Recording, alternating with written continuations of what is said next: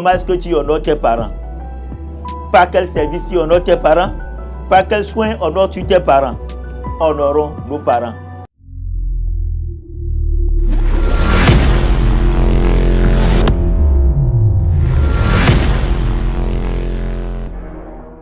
Bonjour chers frères et sœurs dans le Seigneur, chers amis. C'est vraiment un grand plaisir pour moi de prendre ce rendez-vous avec vous, notre rendez-vous hebdomadaire.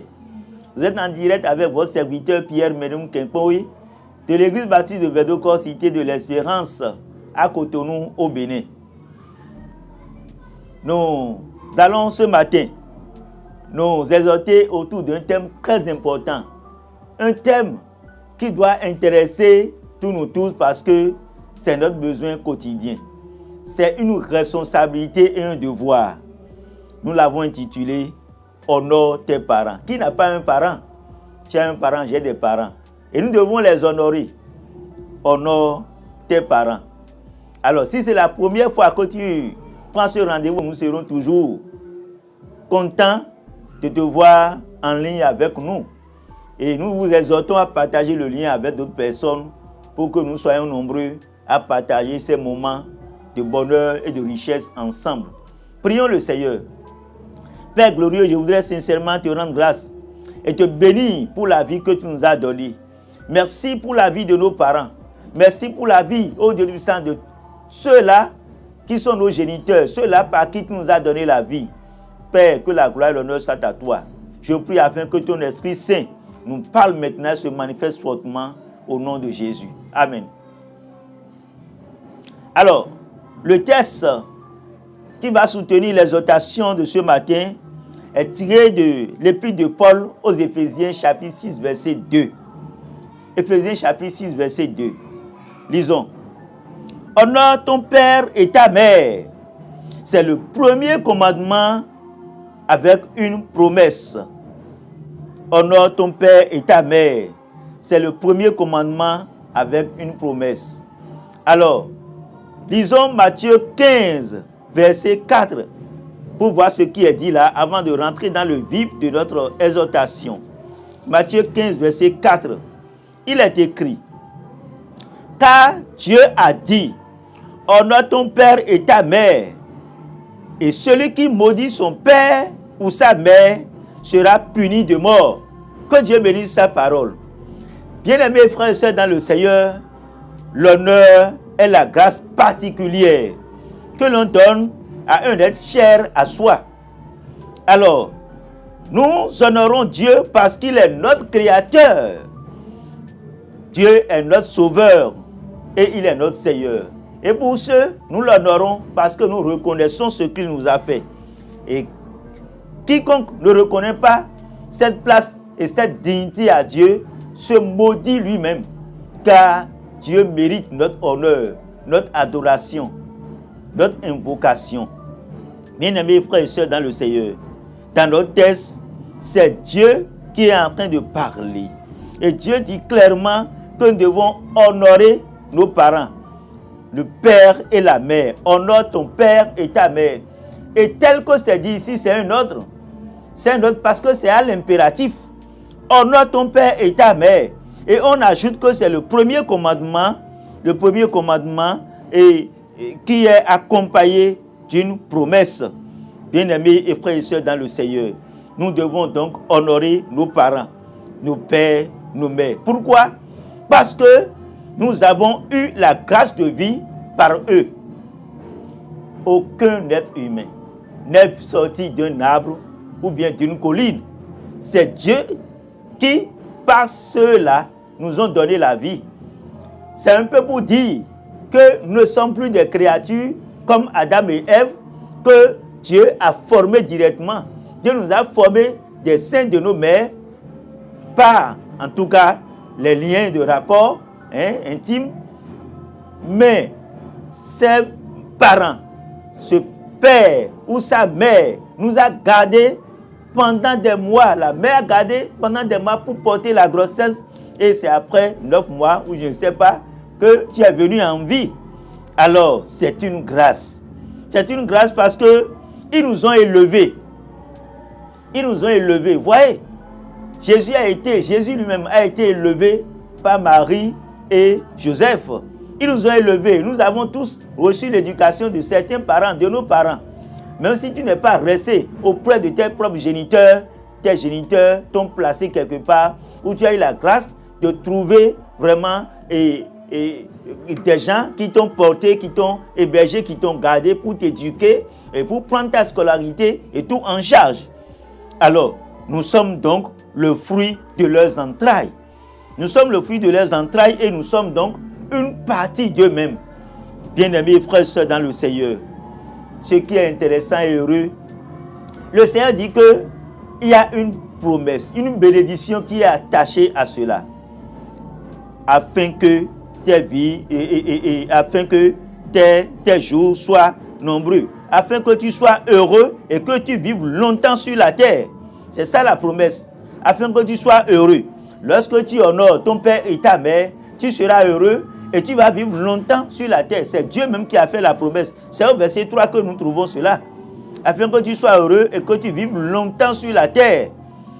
Bien-aimés et frères et sœurs dans le Seigneur, qui ne va pas vouloir bénéficier de cette belle promesse de Dieu, vivre longtemps sur la terre? Vivre longtemps sur la terre, c'est une grâce. Cela n'est pas donné à tout le monde. Et c'est Dieu qui donne cette grâce-là, cette bénédiction, ce don, ce privilège, j'allais dire. C'est Dieu qui l'accorde. Et il a dit que c'est à ceux-là qui honorent leurs parents. Ceux qui honorent leurs parents, Dieu leur accorde cette grâce, mes bien-aimés, dans le Seigneur. Le Seigneur te prolonge la vie. Il t'accorde la santé et la paix. Alors, la bénédiction sociale, puisque les parents prient pour leurs enfants, ils prient pour que leurs enfants puissent avoir une bonne position professionnelle, bonne situation professionnelle et économique également. Alors, ceux-là qui honorent leurs parents bénéficient de la prière de ses parents. Bénéficient de la prière de ses parents. Et le vœu de tout parent, c'est que leurs enfants émergent. Leurs enfants soient épanouis. Leurs enfants soient épanouis. Bien-aimés et frères et sœurs dans le Seigneur, comment est-ce que nous devons honorer nos parents? C'est ça, ce que nous devons savoir, c'est très important. Nous devons honorer nos parents en leur faisant du bien. Nous devons honorer nos parents en prenant soin d'eux, en veillant à leur habillement, à leur nourriture. Il n'est pas rare de voir certains enfants ignorer, oublier et abandonner leurs parents dans la pauvreté totale, sans nourriture et sans habillement. Lorsqu'ils travaillent, ils émergent, alors ils oublient les parents. J'ai appris, bien-aimés frères et sœurs dans le Seigneur, qu'il y a un monsieur à qui Dieu a fait la grâce de trouver une bonne position sociale. Il est devenu un haut gradé et dans son pays, Dieu l'a fortement élevé. Alors que pendant qu'il était petit, sa mère s'est battue vraiment pour qu'il puisse réussir. Sa mère allait vendre au marché et supportait toutes sortes de souffrances pour qu'il puisse réussir sa vie. Alors, ce monsieur qui a réussi sa vie, un jour, la mère, qui l'a oublié au village, a pris la résolution de rendre visite à son enfant parce que sa mère a appris qu'il a organisé une fête et il est en train de recevoir des gens à la maison. C'était quelle fête? Son anniversaire. Les parents étaient toujours accolés à la radio, a appris l'information à la radio. Et c'est son fils. Elle a voulu lui faire une surprise. Ses beaux habits du village, elle les a portés, elle est venue. Mais pendant que son fils était petit, son fils voulait se jeter vraiment dans le feu parce qu'il trouvait le feu très beau et la mère, voulant sauver son enfant, a été brûlée par le feu. Et cela lui a donné une déformation. Cette mère a fait l'effort de se rendre en ville avec ses maigres revenus, ses maigres sous, pour aller porter assistance à son enfant dans la joie. Mais arrivé au portail, il a été bloqué. On ne pouvait pas lui permettre d'avoir accès à la maison parce qu'on ne pouvait pas imaginer que cette pauvre dame pouvait donner naissance à ce grand monsieur.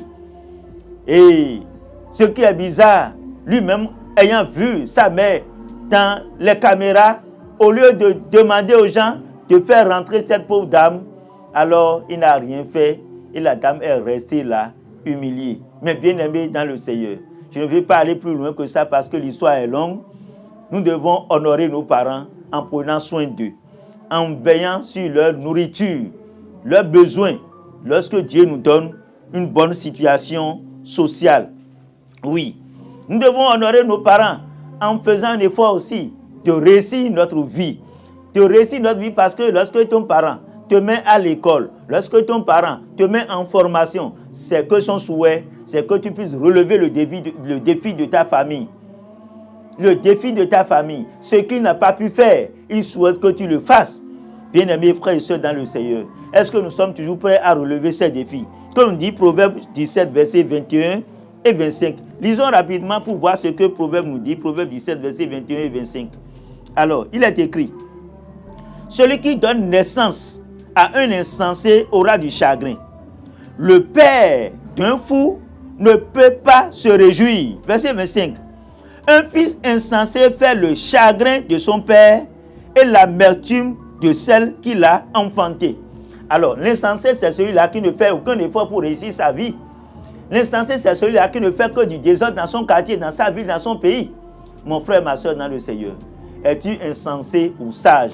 Tout le monde voudrait avoir un enfant sage, un enfant poli, un enfant qui travaille, un enfant combattant, un enfant qui garde le bon témoignage, un enfant qui ressemble à ses parents, un enfant qui est digne fils de ses parents, digne fille de sa famille, un enfant qui ne salit pas le témoignage de sa famille, un enfant qui ne salit pas le témoignage de sa nation, le témoignage de son église. Mon frère, ma soeur dans le Seigneur, nous devons honorer nos parents. Comment est-ce que tu honores tes parents? Par quel service tu honores tes parents? Par quel soin honores-tu tes parents? Honorons nos parents pour recevoir la grâce, la bénédiction et la paix de Dieu. Que le Seigneur te bénisse pour avoir pris cet engagement de commencer par honorer tes parents. Quel que soit ce qu'ils t'ont fait, peut-être que tu vas me dire qu'il t'a jeté, elle t'a négligé, elle n'a pas pris soin de toi. Tu peux avoir toutes les raisons et tous les arguments pour les ignorer. Mais ce que le Seigneur te demande, c'est de les honorer. Fais ton devoir. Accomplis ta mission envers eux. Ce n'est pas maintenant que tu vas dire que ton parent est sorcier, ta maman est sorcière, ta belle-mère est sorcière, ton beau-père est sorcier. Oui, c'est ce que nous disons souvent. Nous devrons dépasser ces choses pour accomplir notre devoir. Ceux-là qui n'honorent pas leurs beaux-parents. Ton beau-parent est ton parent. Parce que tu as marié son fils ou tu as marié sa fille. Tu ne dois pas dire que ta belle-mère est sorcière pour ne pas l'honorer. Honore tes parents. Voyez, Moïse et Jéthro. Moïse a accueilli Jéthro, son beau-père, dans sa maison. Et cela a fait que Dieu lui a fait grâce. Il a bénéficié des conseils de Jéthro. Et voyez Jésus et Pierre. Pierre a accueilli sa belle-mère dans sa maison. Et sa femme prenait soin de sa belle-mère. Et quand cette belle-mère était malade, Jésus a prié pour elle. Elle était rétablie. Mais bien aimés dans le Seigneur, honorons nos parents en leur faisant du bien, en prenant soin d'eux, en priant pour eux. Et ils vont aussi prier pour nous. Et nous allons bénéficier d'une vie heureuse et de longue vie sur la terre. Et nous allons bénéficier de leur grâce et de la grâce du Seigneur. Que le Seigneur vous bénisse. Amen. Prions le Seigneur. Père glorieux, je voudrais te dire merci pour cette exhortation que tu nous adresses, qui est un défi que tu nous lances d'honorer nos parents. Père, c'est une responsabilité. Père éternel des armées, quelle que soit notre position sociale, apprends-nous à honorer nos parents, tels que nous le pouvons. Éternel des armées, que ton Esprit Saint nous y aide vraiment. Au nom puissant de Jésus. Amen.